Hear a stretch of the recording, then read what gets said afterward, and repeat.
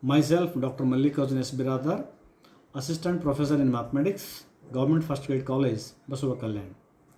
The 29th session of Graph Theory 2 topic is crossing numbers. So today we are going to discuss about crossing numbers. So now to understand the concept of crossing numbers, it is very much essential to recapitulate what is a planar graph and a non-planar graph. Otherwise, it is not possible to understand the concept of a crossing number. Okay, so just introduction. Already we have discussed what about or the concept of a planar graph, non-planar graph, and we have discussed many results based on the planar and non-planar graphs. So once again, it is very much essential to recapitulate these concepts to understand detail about the crossing numbers. Otherwise, it is not possible to understand what is the crossing number of the graph. Let me recall what is planar graph. Planar graph. A graph is planar if it is possible to draw on the plane without the intersection of edges. If it is possible, then that graph is called a planar graph. For example, you can see this is a graph. Of course, there are intersection of edges, but it is possible to draw on the plane without the intersection of edges. See, this edge we have redrawn joining those two vertices in another way. It implies we have drawn on the plane without the intersection of edges. So therefore, this graph is possible to draw on the plane without the intersection of edges. So this graph is K4. I have considered one example of K4. So K4 is a planar graph. Why it is planar graph? Because it is possible to draw on the plane without the intersection of edges, or it is called embedded in the plane. Embedded in the plane. So once if it is embedded in the plane, then this graph is called plane graph of the planar graph. So K4 is a planar graph, and this is its plane graph. So this graph is also K4, which is embedded in the plane. So once if it is embedded, it is called a plane graph. So this is the plane graph of the planar graph. So this already we have discussed. I have recapitulated the concept once again. Excuse me. This is another example. I have considered K5 minus E. So complete graph with 5 vertices. You will get 5 vertices and 10 edges. In that, one edge I have deleted. So the resulting graph, if you redraw once again in the plane, so it is possible to embed in the plane. So therefore, you can conclude that K5 minus E is also a planar graph. Okay. Next, what do you mean by non-planar graphs? What do you mean by non-planar graphs? If it is not possible to embed in the plane, it is called non-planar graph. So what you can say, a graph is called non-planar if it is not planar. In other words, you can say it is not possible to draw on the plane without the intersection of edges, or you can say it is not possible to embed in the plane. Such graphs are called non-planar graphs.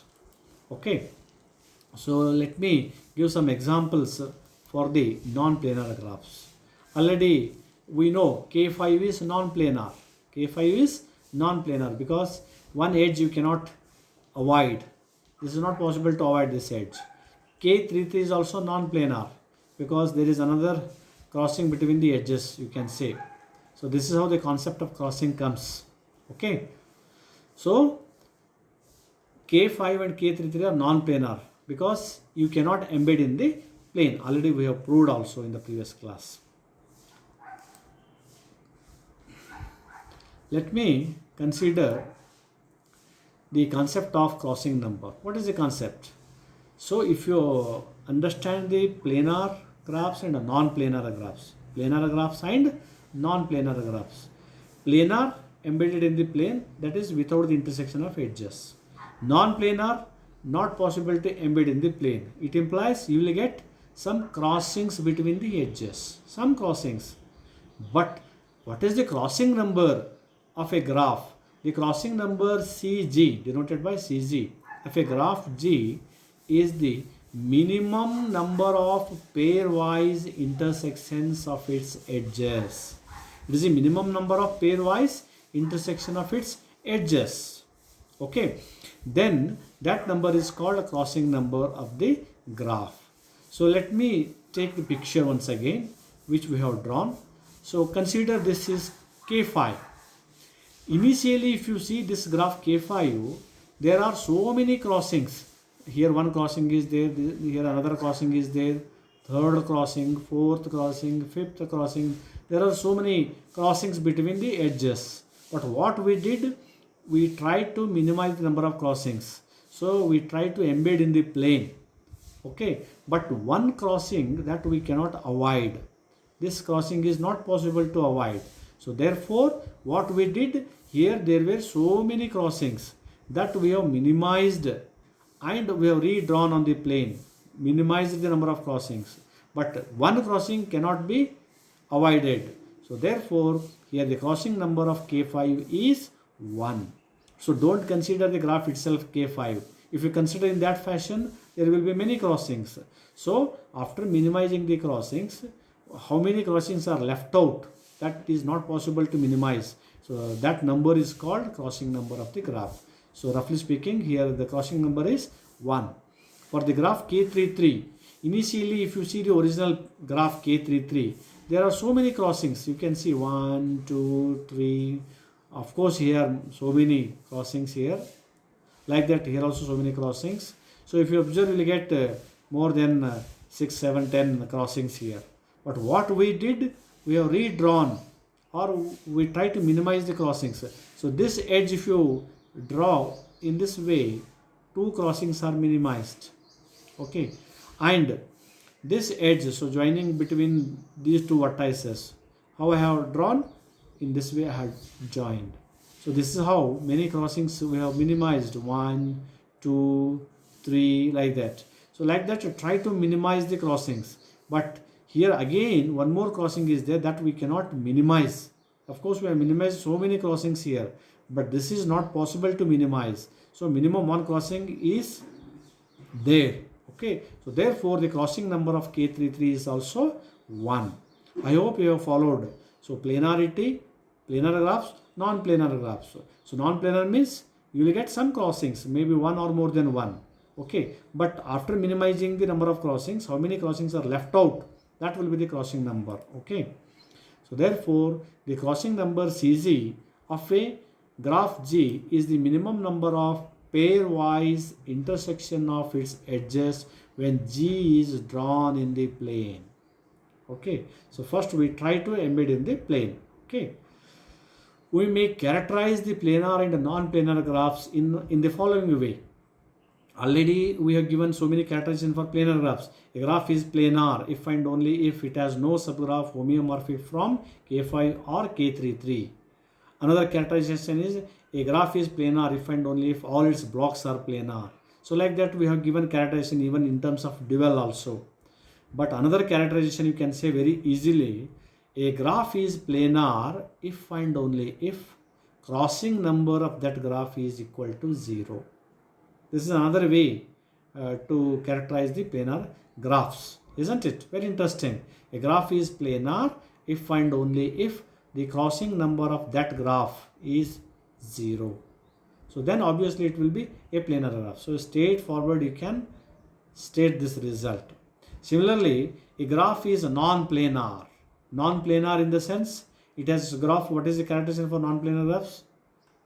You can say there are subgraphs, or you can say homeomorphic to K5 or K33. K5 is also non-planar, K3 is also non-planar. Any graph which is homeomorphic with K5 or K33 is also non-planar. So it implies in a non-planar graph definitely you will get 1 crossing. It implies in the non-planar graph you may get crossing number 1 or more than 1. So what would be the characterization? A graph is non-planar if the crossing number is greater than or equal to 1. So very easily we state these 2 results. No need to prove. Okay.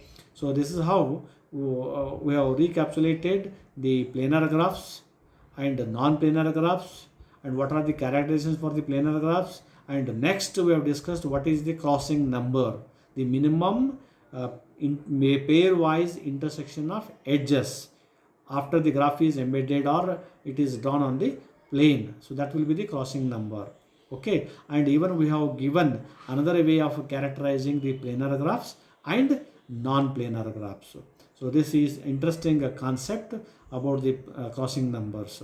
So you can think of what would be the crossing number for the complete graph. First you can think of the cycle, a cycle C3, C4, C5. What would be the crossing number? What would be the crossing number for the path P2, P3, P4, like that? So what would be the general formula for the crossing number of Cn? What is the general formula for the crossing number of Pn? Similarly, you can consider the complete graphs K3, K4, in general complete graph Kp, where p greater than or equal to 3. What is the crossing number of such standard graphs? So those who are interested in the research, you may think in that direction so that you may get results on those concepts. What would be the crossing number? What is the crossing number of a wheel? Wheel means you are considering one cycle. In that you are inserting one vertex in the interior region, and if you join all the vertices on the boundary region, you will get a wheel. What is the crossing number of a wheel? So what is the crossing number of a tree? So like that, open option. Okay, but there are some results, upper bounds, we can say upper bounds for crossing number of complete graph, crossing number of the complete bipartite graph Kmn. Okay, so there are some complications. Even till today it is not so easy to find out the exact crossing number of any complete graph. We cannot say, we can say only the upper bound.